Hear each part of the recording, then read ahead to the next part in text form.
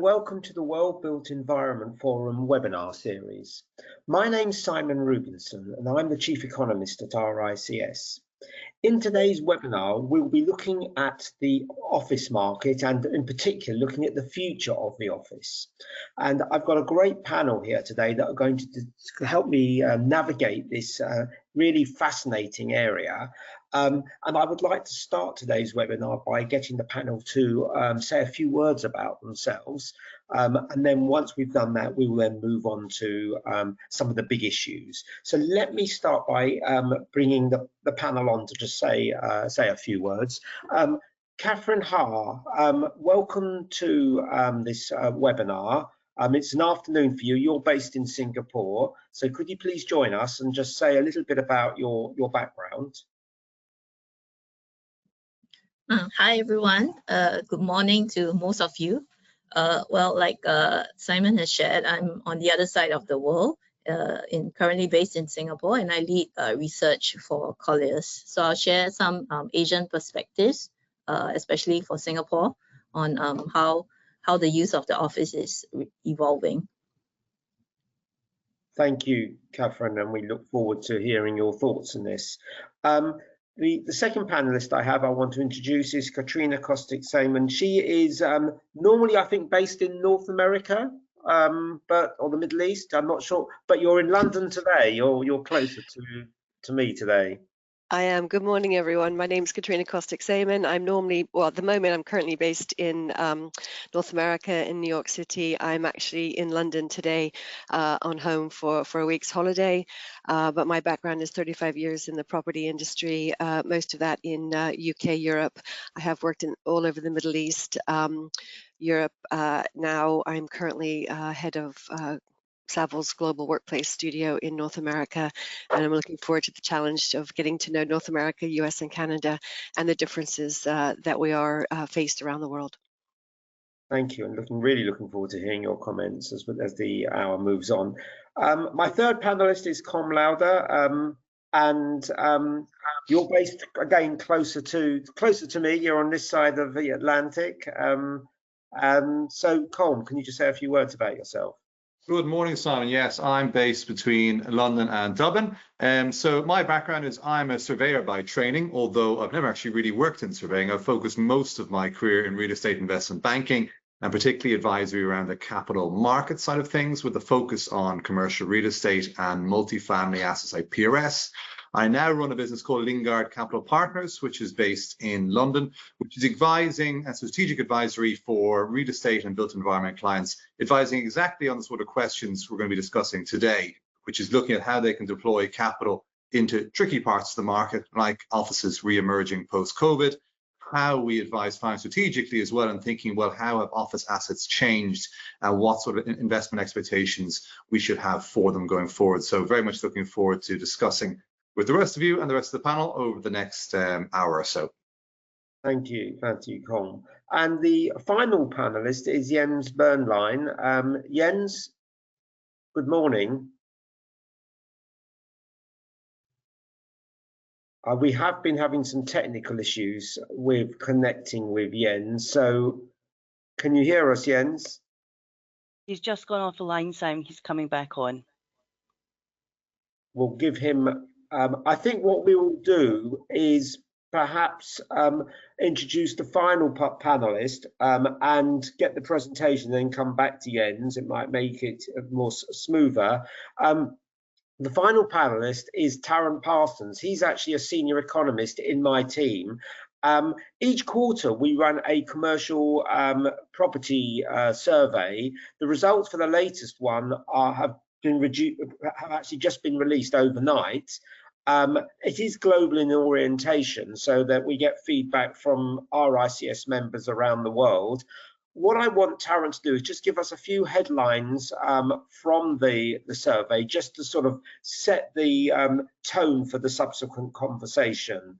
And he will focus more specifically in terms of the office sector because of the nature of what we're discussing today. But that survey, which can be found on, or the results and the report can be found on the RICS website, looks at a range of different sectors. So Tarrant, let me hand over to you, please.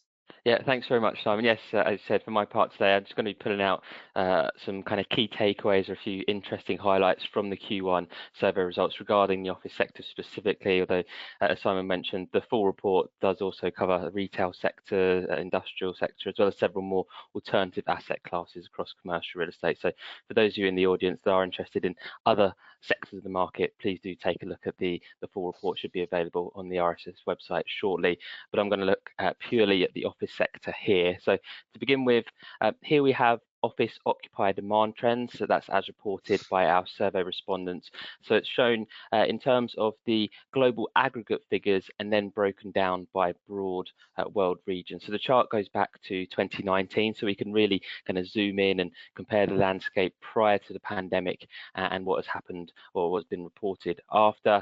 So at the beginning of 2020, of course, there was a very sharp fall in tenant demand for office space throughout all world regions as lockdowns were ordered, causing that immediate shift towards remote working. That was then followed by a bit of a bounce back across most parts of the world in kind of late 2021 and early 2022 as restrictions eased.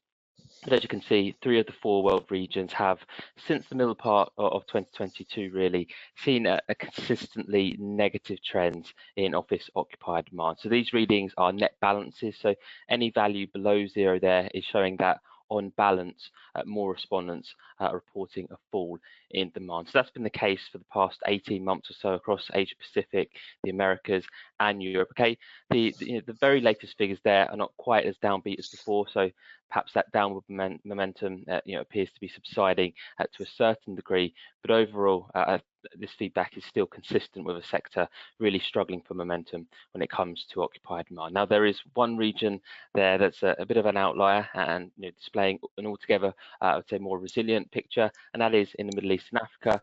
Now the markets that stand out within that region seeing a very different climate when it comes to demand for office space are Saudi Arabia and the United Arab Emirates. So in both cases, quite strong impetus in tenant demand is being reported. So moving on now, and in the Q1 survey, we did include an additional question looking at the level or kind of frequency of office tenants downsizing and how this has kind of changed over the past 12 months. And interestingly, as you can see there, if you look over on the right-hand side to begin with, both the UAE and Saudi Arabia were among the very small number of markets in which downsizing was reportedly occurring slightly less frequently throughout the past year.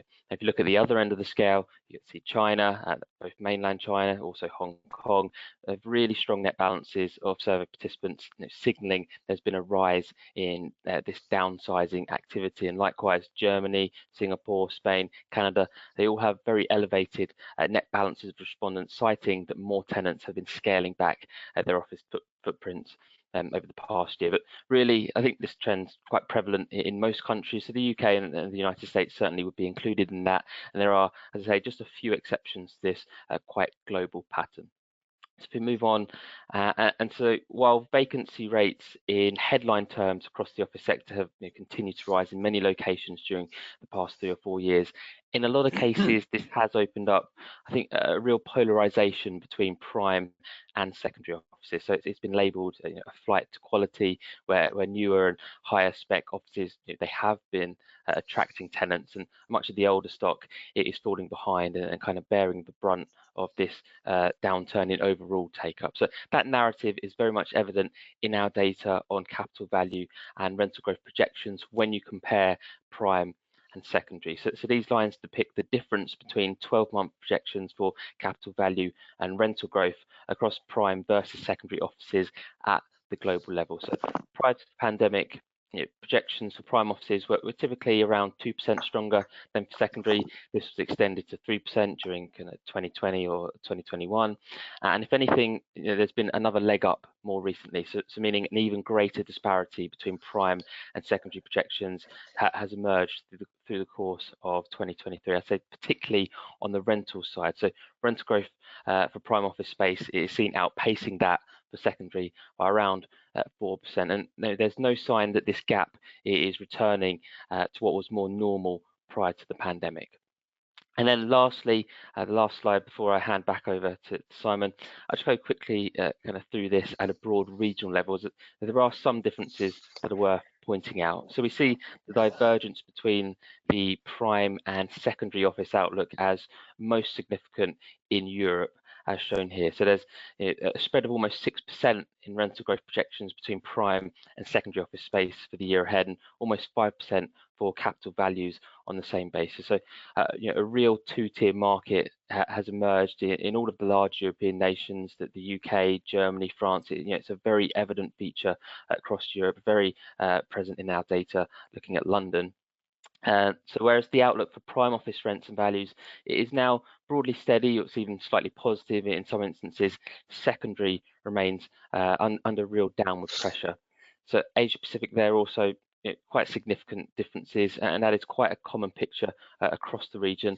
Now for the Americas, although the outperformance of prime compared to secondary doesn't appear to be all that large, I feel that some further context does need to be added. So projections from our survey respondents across the United States in particular remain quite clearly negative for both prime and secondary office space. So the weakness being cited, there's weakness being cited in both tiers to a greater extent than elsewhere, although secondary is still, of course, a bit more troubled, but the prime angle isn't quite so resilient across the United States as in other areas, and that is despite some quite strong economic growth figures being posted of late.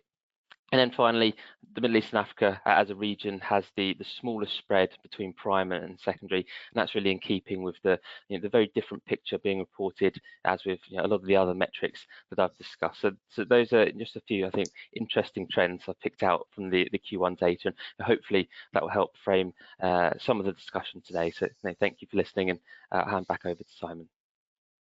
Okay, thank you very much for that, Tarrant. And I should add that when, with Catherine Howe in mind, the APEC results are actually really different if you look in different countries there. So, obviously, if you look at, for example, our results for India tell a very different picture from our results from some of the other Asian markets. I'm just wondering, do we have Jens Böhnlein back on? Hopefully. Simon, can you hear me? I can, and in fact, we could all switch our cameras on now, because I think we will open up the conversation now. So, Jens, yeah, if you could just, perhaps just introduce yourself, given that everyone else has, and obviously we weren't able to connect with you before Tarrant's comments. Yes. Thank you very much, and apologies for not being able to connect. It's really weird this morning. So I'm Jens Böhnlein. I'm Global Head of Asset Management. I'm based in Frankfurt. And I'm also in charge of a global portfolio, so we do have insight into various markets and operating our open-ended fund for small coin investors.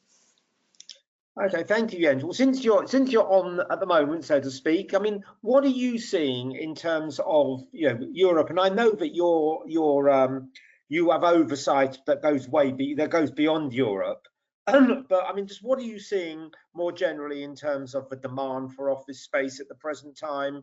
Is it beginning to, Tarrant was sort of highlighting Europe as perhaps one of the more downbeat markets in a global context, I should say. What's your experience of what's happening?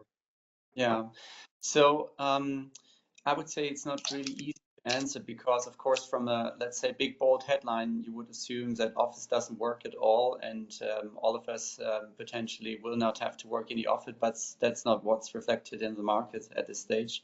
So we really see a variety of how people actually are using the office. Also, from patterns from the north to the south, so people in the northern parts of Europe likely won't be that much in the office because they have superb internet connectivity and it's much colder than in other countries. And if you go a bit more to the southern parts, people suddenly turn back to the office because have chilled air, and it's much better there to be. Generally, I think there's also a big difference from other countries. The commuting times are not so long as in other countries. So people, if they have a short period of time to commute to the office, then they usually do so. And last comment on this one, I think it's also really a question of what office location and what type of office you're into. If you are in subsidiary markets, B, C, maybe D quality, it's a really tough time for office. But we can also see in our portfolio that our really core products are developing, or let's say outperforming the market. So tenants are really willing to pay higher rents in comparison to other locations, and that says something about the future of the office. Yeah. That's, I mean, that in a way that encapsulates some of the comments I think that, you know, our survey feedback provides. Yes. So it's quite interesting. Can I just remind everybody who's dialed in, and we've got a great response and a number of people who have indeed dialed in for today's webinar, that we do want we want to make this as interactive as possible. So do feel free to submit questions in the question box, and we will get to as many of those as possible during the course of the next 45 minutes. So please do, and I will remind you as we go through this, but do put questions in the box. So we've had a view perhaps there from Jens. I mean, Catherine, I mean, you're slightly contrasting view perhaps from where you're sitting in Singapore or not, perhaps. I mean, how are you seeing things? Yeah, so yeah, we were just discussing before this call that I seem to be the only one working from the office, even though it's office hours. So yeah, it's quite contrasting in APAC and especially in Singapore. Our office utilization rates are pretty high, but that's it. That's a bit different now. You used to come to office just to work, sit in front of the desk type, but a lot of people are now using the office for more social events like meetings, gatherings, official events. Yeah, so particularly for the cities, the Asian cities, the major cities like Singapore, Hong Kong, Tokyo, Seoul, I think it's because a bit of like what Jens mentioned, we have a very efficient transport system. It's not a hassle to get into the office. So people are fine with commuting to the office. So it's the office is still quite highly utilized in this part of the region. Okay, thank you.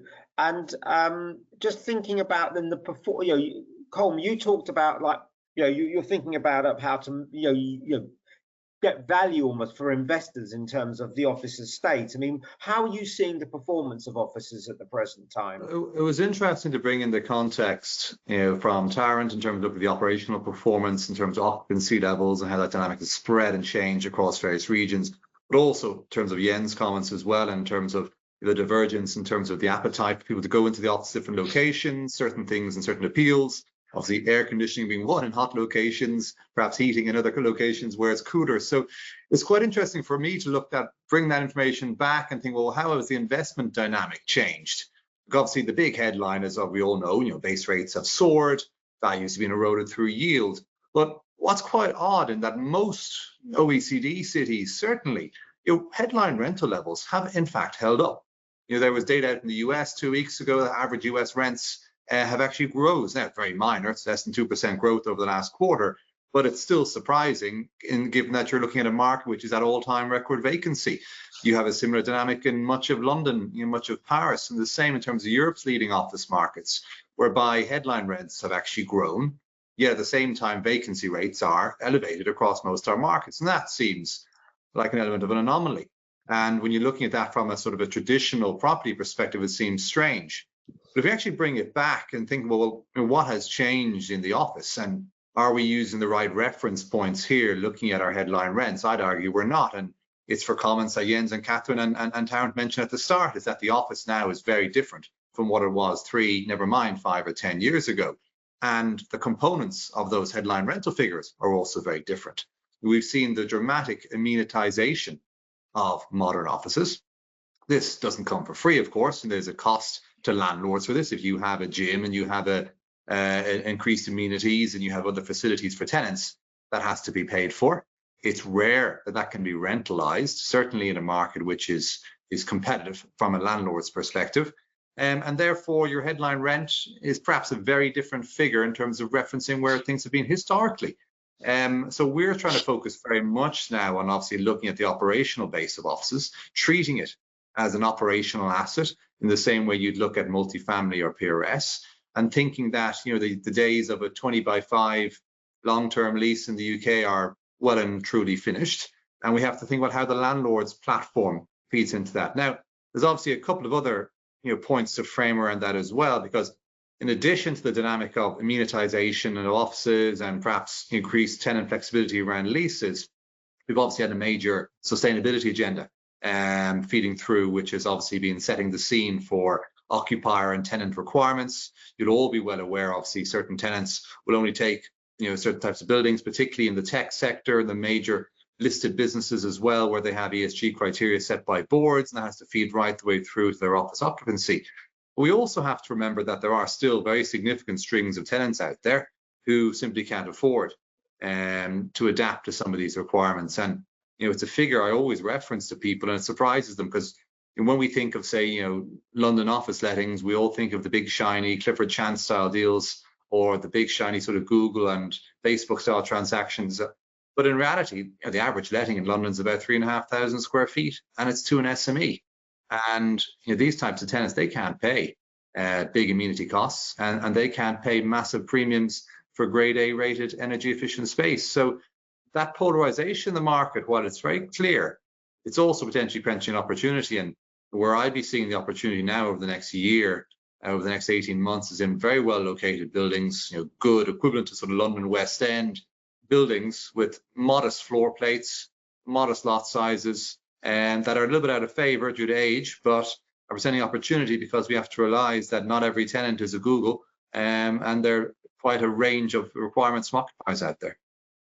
Yeah, no, I mean that's a point I always am sort of painfully aware of, because we often talk about the shiny office blocks. The new shiny office blocks are in central London from a London perspective. So sorry about being a bit London centric, but then there's a vast office estate and loads of occupiers around the country who couldn't imagine paying the sort of rents that say some of the big companies are able to stump up, I should say.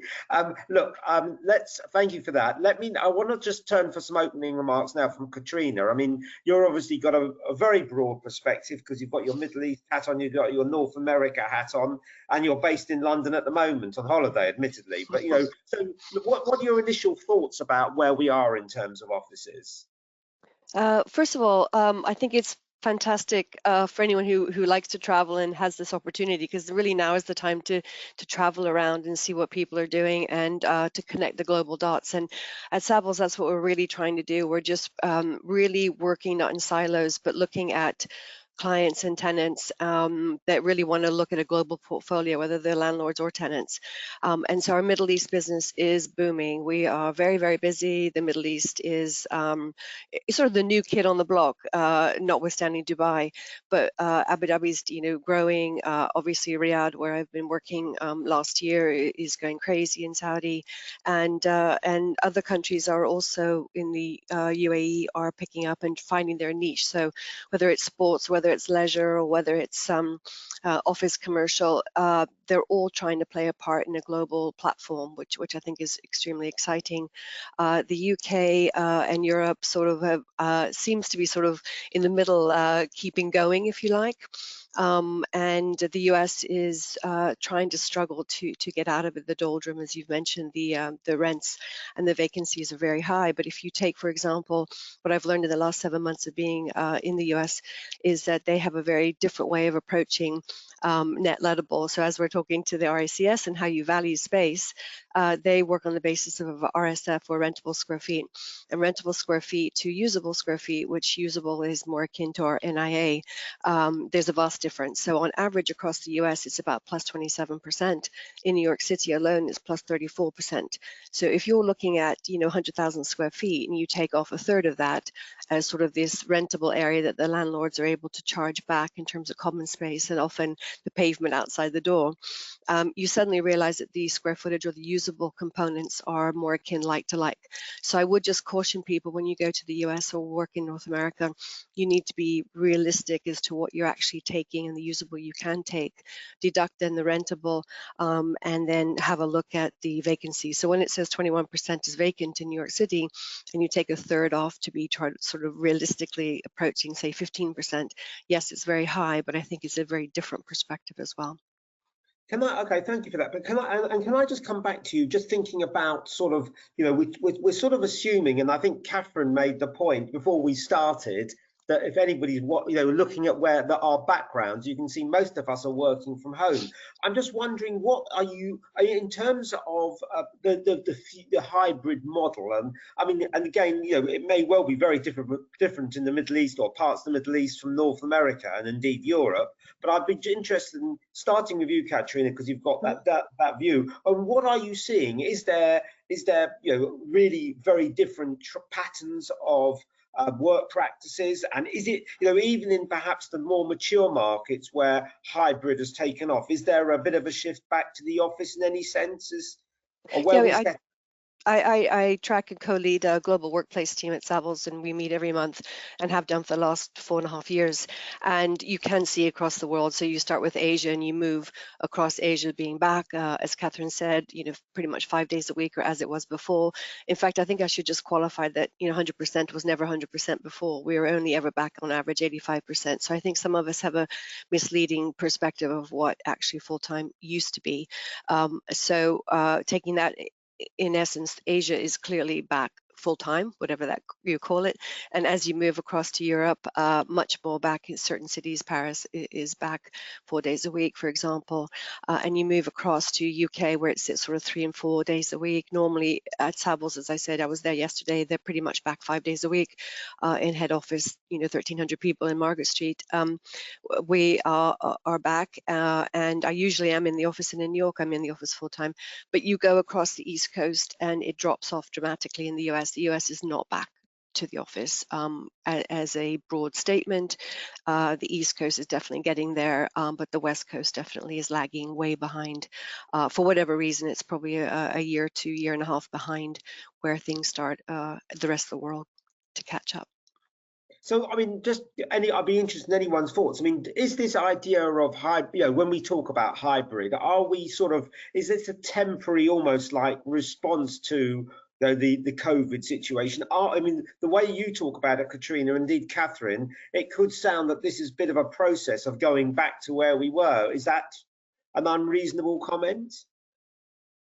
Personally, I just think that memories are short, and yes, I track it on a 7-year bell curve, and from March 2020, the halfway point was August of 23, and we're on the upwards cycle. My view, and I'm not an economist here on the table, but 2024-25 are going to be tough years this year, next. But as we approach, end of 25, 26, 27, that we should be back up again. And my view is that we need to be bold and brave and get on with things. So the whole concept of talking about return to the office, to me, is not the right conversation. It's about leadership. It's about using your asset. It's about effectively partnering with the landlord and the tenant. And really, it should always have been people-centric. So the idea, we're suddenly finding it's about people. It's like, well, why wasn't it always about people? Yeah. If I can quickly touch base on Katrina's comment, because I think that's pretty right. I mean, we had that conversation before, and of course, if we look at assets from our perspective, we kind of consider it to be a financial product.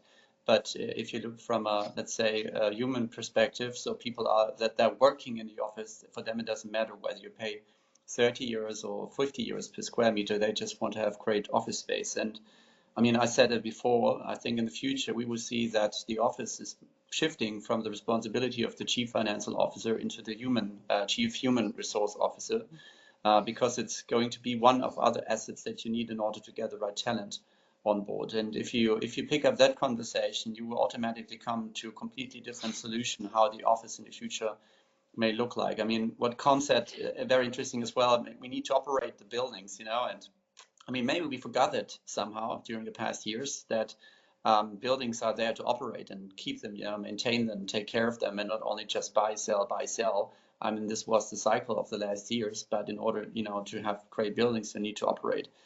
Also, there's another thing I'd like to mention, and I think that might be different from country to country as well, but it's just also a matter of the workforce. Like 10 years ago, there was one free seat on the company side, and there were 10 people who wanted to have that seat. Now it's the other way around. I mean, you have like one candidate, you have 10 companies who want to get the candidate on board. might be different from, from country to country. But if you look into Europe, you will see that actually cities are fighting to get talent each other. So if you take the real big cities like Northern Ireland, I've just been in Northern Ireland, and they told me, that we want to have 40,000 talents that come to our city in Dublin. And that's Dublin. So now you take Paris, you take Berlin, you take London, all of them are fighting and competing for the same people. And office is actually just one part of it. Final comment, on the value. What we see in the US, you have really to spend a lot on it. So if you look into the headline rents, never trust them, because usually the incentives are quite high. It's going beyond 50% in some areas, what we do not see in Europe so far. If you look into mature markets, you're still in a range that has been the same thing like 10 or 20 years before. And from our perspective, we were never really a big fan, of having one tenant in the building and taking that risk. So we always were focusing on operating multiple tenants in one building. And we see that this is a quite success story. For a building in Amsterdam, for example, we took the decision not to have a WeWork or something else in our building, but to offer small units, but in a great location. And we have actually been better in our performance than we had in the business plan, because people love to be at great spaces. Of course, it means to be a bit more, to spend more time on the operation part, but you get a higher return. I think that's what's really the interesting part for the investors, that they can see that these buildings are performing very well. And as a final thought, maybe WART is not one of the KPIs for the future as well, because you really need to consider how you are performing on a building, or not how long people want to stay, because that doesn't give you the upside potential maybe that you want to see in the building. Jens, I want to come back to this idea of great buildings in a minute, but actually, Colm, I just want to ask you a related question, because we've got someone in, I think it's a question from Luke, and it's about the UK. So I thought it might be one we could it's sort of linked to this, because, there was, a bit of a move out of cities, and this is specifically referencing the UK, in 2021. And they're saying, is there more demand for office space or hybrid workspace in rural areas? I mean, is that something that, I think perhaps, in the immediate aftermath of COVID, perhaps there was, but I don't know. What's your thoughts on that? Yeah, there's no, like, if you take the UK market in terms of occupier requirements, what's being out there at the moment in terms of what tenants are looking for, no. The simple answer is there hasn't been a spike in demand for regional offices. The occupier dynamics are pretty much as they were. There is certainly weaknesses in terms of suburban office locations around most cities, but a lot of that's down to the age of stock. We start thinking of a traditional suburban business park, it's 1980s, early 1990s built. They're suffering for a multitude of reasons, not just changing workplace patterns. But again, if you look at a lot of regional office markets, or certainly office markets outside larger cities, and the same is true for much of Europe, not just the UK, the largest occupier in most of these locations is the state or the semi-state. So these are actually pretty secure locations from an income perspective. You take NHS office requirements, DVLA office requirements, the UK, they're all on long-term leases and they're all paying their rent, and it's a secure income stream. But no, we're not seeing a spike in demand for regional offices.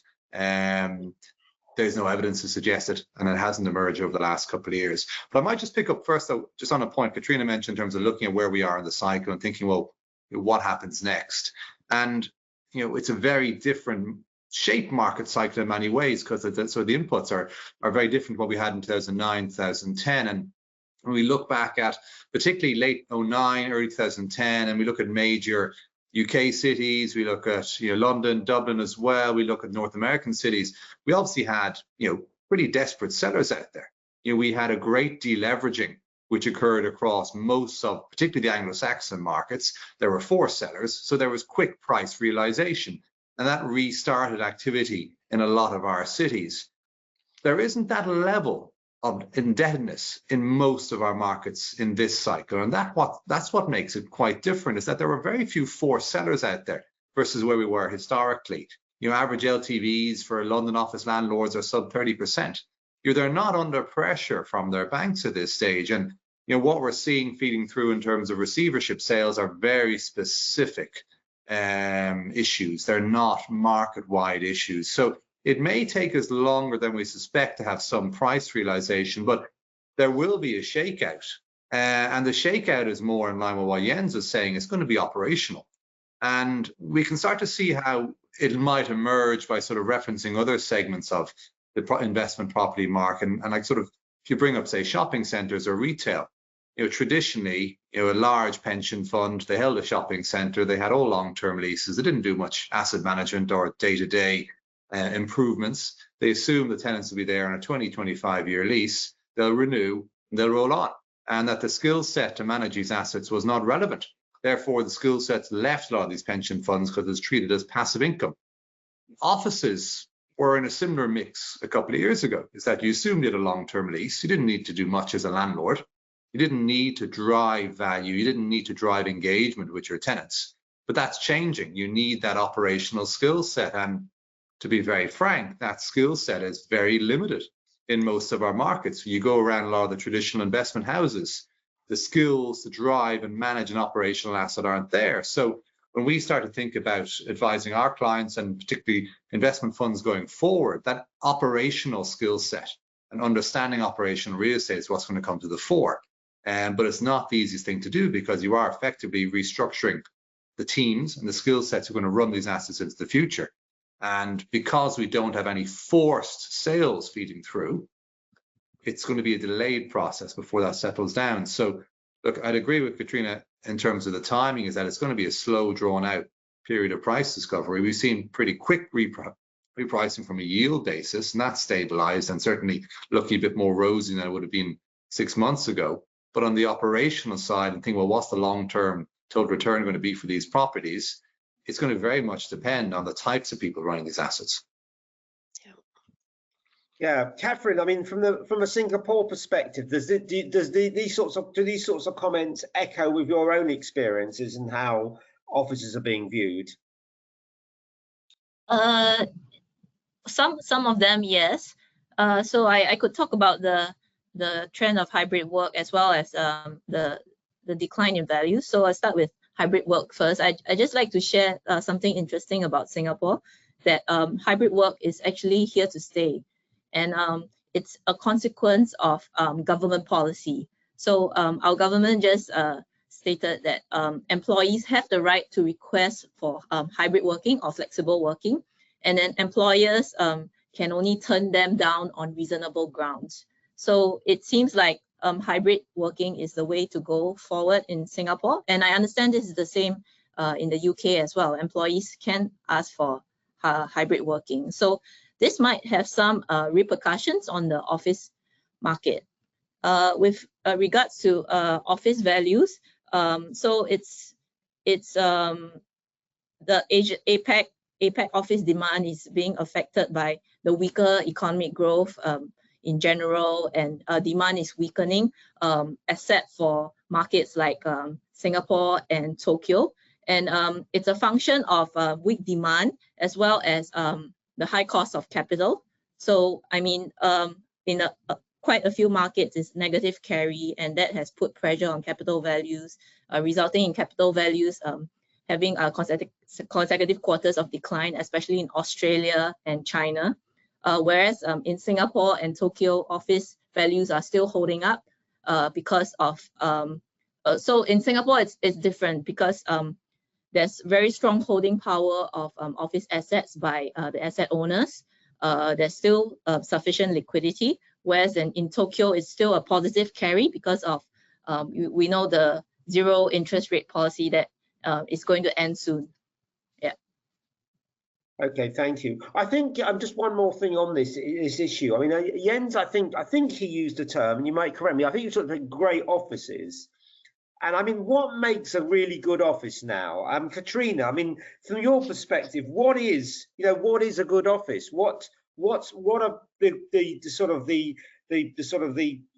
the features that are going to qualify for? I suppose what makes a prime office today? What are the features that Well, I don't think there's one size fits all, to be honest, as we talked about, whether you're talking about those shiny glass towers respond in a different way to something that's more low scale and brick or multi-use. I do feel that that flexibility is probably the number one key word, and with comes flexibility does come potentially a premium cost, but not necessarily if you design it in from the very beginning or you readapt the asset to something else. So I think the concept of multi-use, multi-community, multi-engagement is incredibly important. So features are something that's easy to find, easy to get into, something that's not sort of locked and closed down, something that is not just a vast empty hall, but has sort of scale to it. So there's contraction and expansion spaces, and things that at the end of the day, what I say is that people really want lifts, loos, and lattes. And I mean that, they just need to use the lifts. So too many elevators can't cope. So the US has now started to put in the whole call destination, which we've been using for quite a long time here. And people are still quite confused by, touching a panel on the ground floor and figuring out what floor to go to, and they can't press a button. But the pressure on elevators is massive. So on the lifts, subsequently on the loos, so the infrastructure, I think the buildings need to cope with a lot more infrastructure, certainly on the lifts and the toilets and the escape patterns. And so for me, a good building is to make sure that you've got the right sort of kit of parts, that it ticks all the boxes. Having worked a lot in the Middle East, the tendency is to start with an American perspective in terms of things are priced in dollars. You start with the International Building Code, but quickly the comparative that we've done with the British standards, actually the British standards does have a higher standard to it. And so by default, we are doing more buildings aligned to the British standards or the BCO guides as a baseline asset valuation. So I think flexibility is incredibly important. I don't think we should just default to the center core building solution, which is what happens in the Middle East, what happens in America, because different sites have different opportunities. And I think it's taking a step back. A good building is taking a breather, stepping back and saying, what is the resulting space and net usable space that you're going to get out of it? And whether that's a side core, a split core, or some other alternative, or even multi-use, which I think is actually the future and the direction for offices, is something that I'd love to see just take a breather and look at it holistically of all the what if possibilities. Okay, thank you. Any other thoughts on this, or I'll move on otherwise, but it's just... Very quickly, I think the message is simply the office has to be better than your private home. So if you want people to get back to the office, it just has to offer you what you need. And I mentioned that before, if you walk through an office space and you're sitting like chicken next to each other in these huge open space environments, and only 4 managers do have like those corner offices, I think that's like really the past. And I would bet that we see really more mixed up office styles with giving you a variety of opportunities how you can work. And also we will see a return of the single office in an open space environment, because people need to work in silent or like very focused during the day as well. And if they can only do it from home, they will stay at home. So you really have to think about how your footprint is going to look like. And for us, for investors, I think the good thing is there that this will require more space for tenants to operate the office. So maybe this is going to balance out that people will likely be 3 days only per week in the office rather than 4 days as it has been before. Simon, just to touch on... Sorry, Katrina, come in. Oh, I was just going to say that the novel idea of what everyone's been saying about coming to the office to socialize and have events, for me, I think that's sort of past. I think that's a given. I think that offices need to be able to, as Jen said, that it has to be good quality and be able to socialize and have good coffee and meet people. But actually, the novel idea is actually the office is to work. And when you come there, you want to work. And so it's quite an unusual idea, but the idea that work is for work. I think we have to give those spaces. There's no point in asking people to come in 5 days a week if they cannot find a quiet space to work. There's no point in asking them to come in and being told or punished that they have to come in 5 days a week if there's then no choice on how they're going to fulfill their duties. There's no point in telling them to come in the office if they can't actually be with their team. So I think we have to think differently, that the office is for work, and how are we going to give them the tools to do that? Excellent. Okay, thank you. One thing maybe to context around that is obviously how we look at other parts of the industry to enable those changes. And this is where certain things move quicker than others, and certain parts move quicker than others.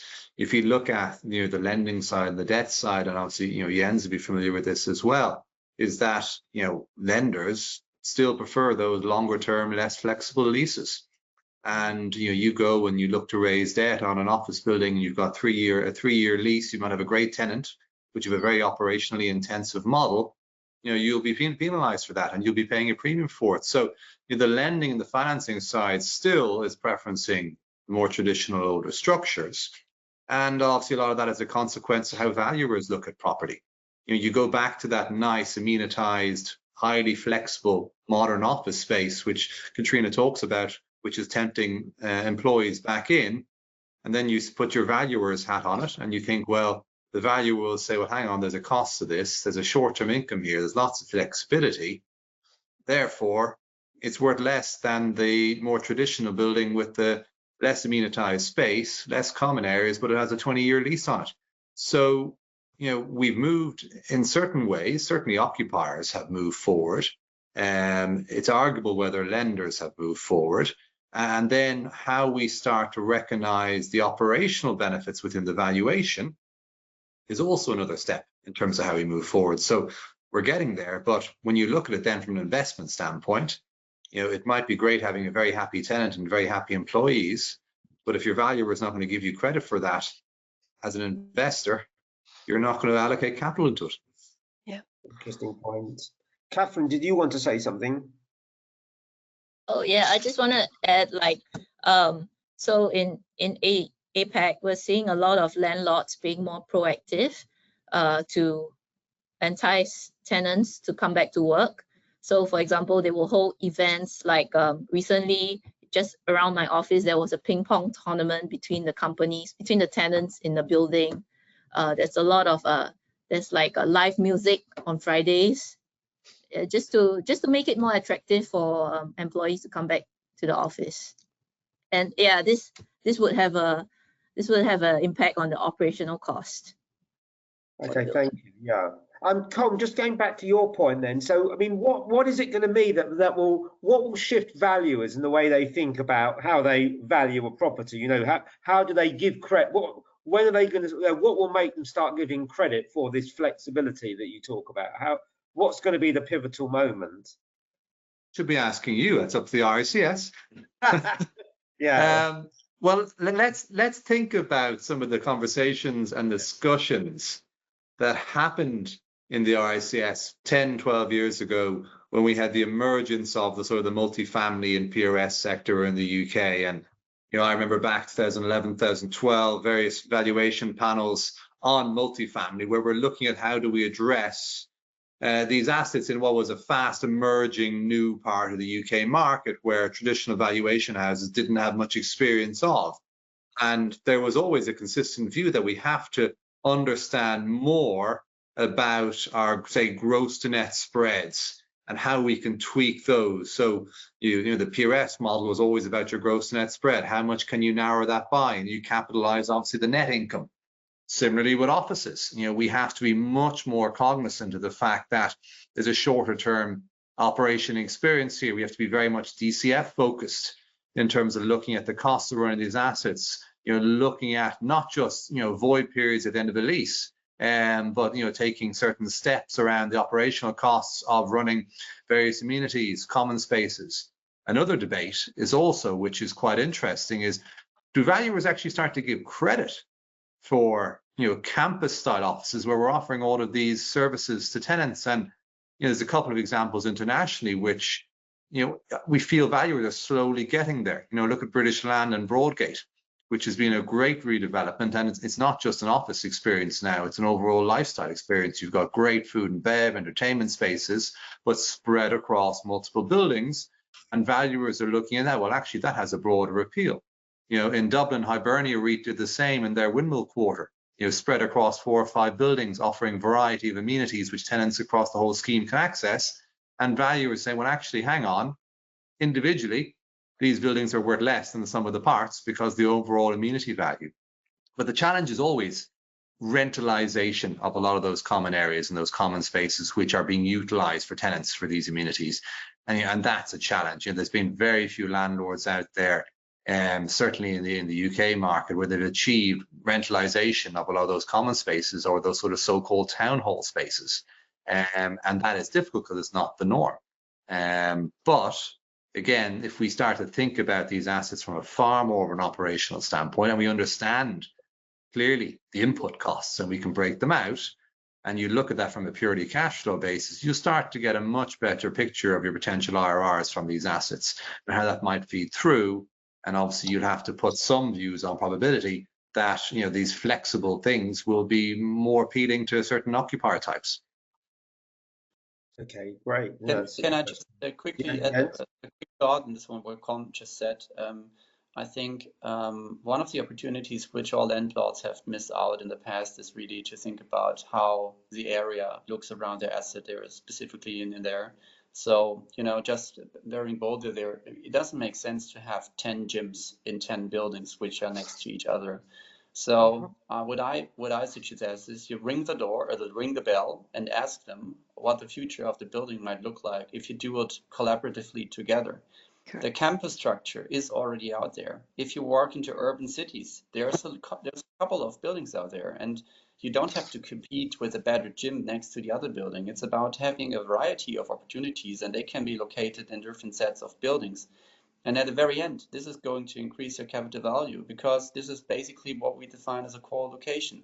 So if landlords would sit together and identify what the opportunities for a specific urban area could be, this will definitely be a booster for capital values for all those spaces. And you can still try, to keep the amenity space and let's say the common spaces below 5% or 10% of the entire setup.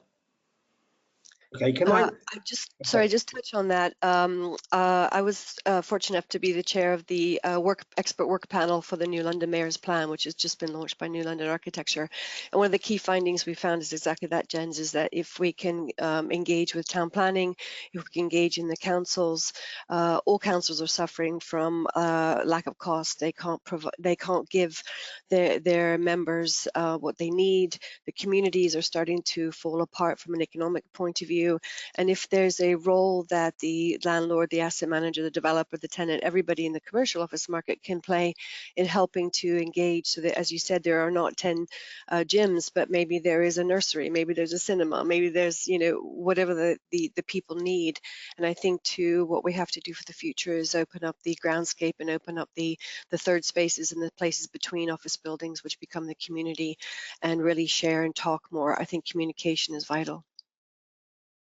Okay, I want to move on. Thank you for that, Katrina. Just I want to pull a couple of the questions that we've been sent in together. And one of them was, we got it a little while back, actually. It said it was focused on the Middle East comparatively with US and EU, but actually I think of it in the round about secondary. It was how secondary is secondary stock, and is there an obsolescence issue building up for the future? But I would also link that with perhaps the issues around energy performance, sustainability, retrofitting. I mean, what, and potential sort of assets that really are just not going to be fit for the purpose in the future. And I don't know if anybody wants to sort of perhaps start that conversation. Any thoughts about it? Well, I could. Sorry, go ahead. Sorry, I might just come in on the point of obviously obsolescence. And yes, there's obviously retrofitting opportunities in a lot of our cities. The economics of that are challenged at the moment, given construction costs and given financing costs. The story of office conversions to residential, which has been fairly prominent, but in many situations is not economically realistic. But what we start to have to think about, what we do have cities with high concentrations of older obsolescent stock, think 1960s, 1970s office buildings, whereby the cost from a conversion or a retrofit is a challenge. We have to start thinking this much more as an urban renewal point. In most Western countries, you will receive a grant to upgrade the energy costs of your home. If we are faced with, vast swathes of our cities and streets that are struggling from vacancy and dereliction, we should be thinking about upgrading and retrofitting our commercial property stock as a civic opportunity and urban renewal. So in reality, to address the gap between economic viability and investment returns for these sort of things, there needs to be some local authority and some government involvement to improve these sort of things, because otherwise it's not going to happen at scale. Yeah, well, I mean, I suppose the reality I mean, certainly thinking about the public purse in the UK, it's hard to see, direct funding or subsidy as being immediately on offer to support this sort of this process. But I take on board the point you make. Katrina, did you want to say something? Yeah. I was just going to relate to the Middle East. So Dubai, obviously, building like crazy in the last sort of 20-25 years. But a lot of their buildings now, unfortunately, are obsolete with what's happening, say, in Riyadh. And that's just by the nature of how fast technology and construction has moved on. So there's new buildings going on, obviously, in Dubai, but I do feel that there's going to be a tug of war between say Riyadh and Dubai, or even Abu Dhabi, depending on what the focus is of the sector you're moving into. Buildings are being built far too quickly, in my opinion, for far too low a cost, specifically to get the systems right. And when you're in countries like the Middle East, where the weather is either so hot for a good part of the year, say 5 months of the year, there's very little you can do really in sort of June to October, say in Saudi Arabia. I just question, and I was thinking about it for the UK, but it's probably more relevant in other parts of the world, is, why do we force people to come into the office when it's, 50 degrees outside, and we blast them with cold air only to put them back into, a car or some transport with freezing air to get them back to their villa to sleep at night with freezing air? And why don't we think about maybe seasonal, operational? Going back to Jen's point, is I think we have to look at a 24/7, 365 days a year, different way of approach, and say, okay, well, maybe it's all right that you stay at home and cool only one building, on these sort of 3-4 months, and the other 8 months or whatever the year, you come to this building, and we'll give you what you need there. So I think that there's a different way of looking at things, and I think we have to be a lot more flexible in our mindset. Okay, thank you. Look, I'm very mindful that we're almost out of time, so I just want to ask one more question, and perhaps go around all of you on this one. Just really looking forward, I'm very mindful of sort of the impact of technology. We've been talking about it a bit today. AI we haven't really mentioned, but actually, I saw a report, I think it's from Oxford Economics, suggesting that office workers are going to be more impacted than other groups of workers going forward. Now, this may be a 10-15 year view by AI, and I suppose the implication of that is demand for office space may diminish looking into the medium term because of the way that AI might operate. On the other hand, I suppose there are great opportunities from AI, and I mean, it's weighing up those risks and opportunities. So I don't know if anybody's got any thoughts on anything to do with that. Jens, I don't know if you have given that issue any happy to. I mean, I think we touched on a couple of points during our conversation, and of course artificial intelligence is a big boost.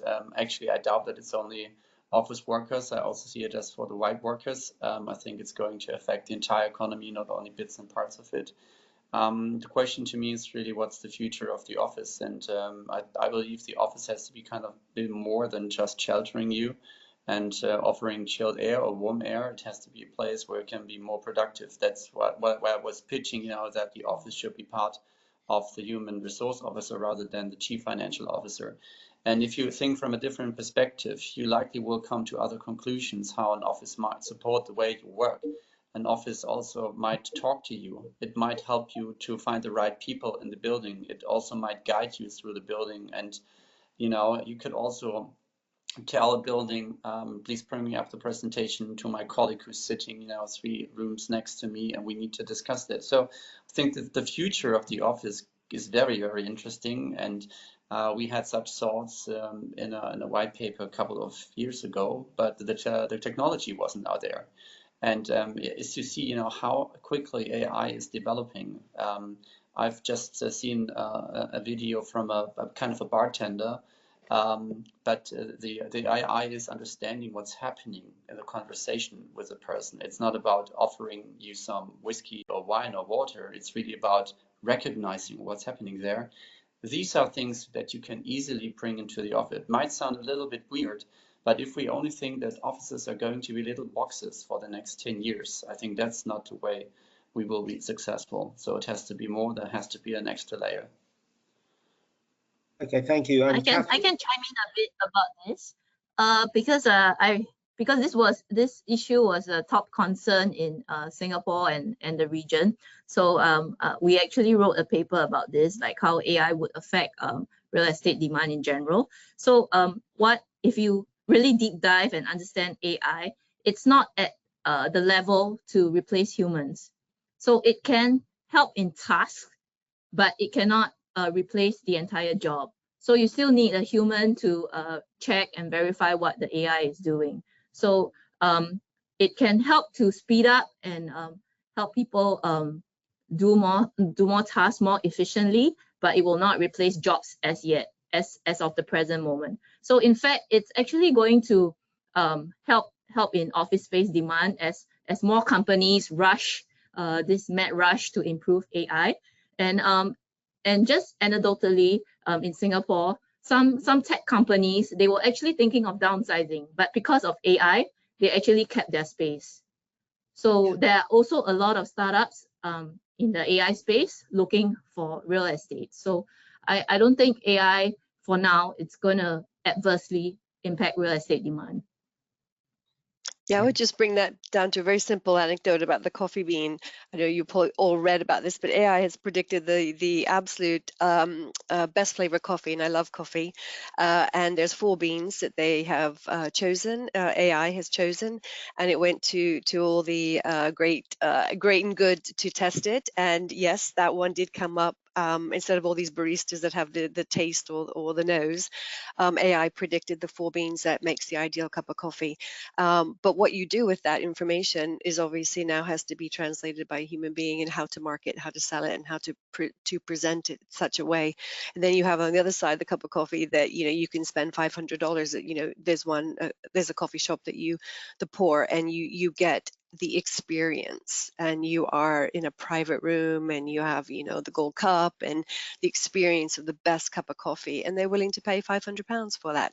So I think there's different ways of using it, but I think what I would say about having been in the US versus maybe the UK, while there are many issues around the US working there and it's completely different, what they do have is they have a very good can-do spirit. And in the paper this morning, companies are talking about being listed on the New York Stock Exchange and pulling out of London. And I think with technology, we are putting ourselves back in the UK of finding all the things that are wrong with it and all the things that we're scared about it, and actually embrace the things that the US is doing. Is they're saying, let's embrace it, let's have the can-do attitude, what's actually good about it. So I think for me personally is that we need to be happier, we need to look more positive, and we need to stay connected, and the bright side. I think the future is great. Okay, thank you. And final word, Colm, on this issue. Yeah, like very, very quickly, I actually think I wouldn't see AI as a threat generally to the commercial property requirements. I think it can actually enhance it. And we spent a lot of time discussing how various elements of commercial property, particular offices, have become far more operationally intense. And to help us in that process, AI could enhance the tenant and occupier experience. So relatively positive opportunity. And again, not replacing the human requirement, but certainly enhancing how we engage and utilize the space around us. Okay, great. Okay, that's a nice positive way to finish the session. Look, we've run over time, so thank you first of all to the panel for sticking with us over this extended webinar. Also, thank you for everyone who dialed in. I apologise, we didn't get through all the questions. We will try and get you responses in due course. I do apologise, but we did get a lot of questions here, and I just didn't get a chance to get round to them. But thank you for submitting them, and we will try and, as I say, answer them as best as possible. There will also be a recording of this session and indeed a written summary of the webinar put online. And obviously, we always want you to share those with your professional networks. There will be at the end of the webinar an online poll. We want to understand your views of the session, make sure that we're delivering the right sort of webinars. So please, if you've got a minute at the end of this, please do complete that. And then just a couple of more things before I close proceedings. We do have a number of number of additional webinars scheduled over the next couple of months. I think you can see them on the screens at the moment, covering a range of different subjects. So please do feel free to register for those. And also, I just want to remind you that there are lots of articles on some of the critical issues that are going to be defining the world for decades and indeed generations to come. This can all be found on rics.org/WebEF. If you do require any further information, please use the tools rics.org/WebEF or search for the Built Environment Forum on LinkedIn. Look, I'm going to finish off there. Thank you very much for the panel, and thank you again for dialing in, and look forward to seeing you again in the future. Thank you very much.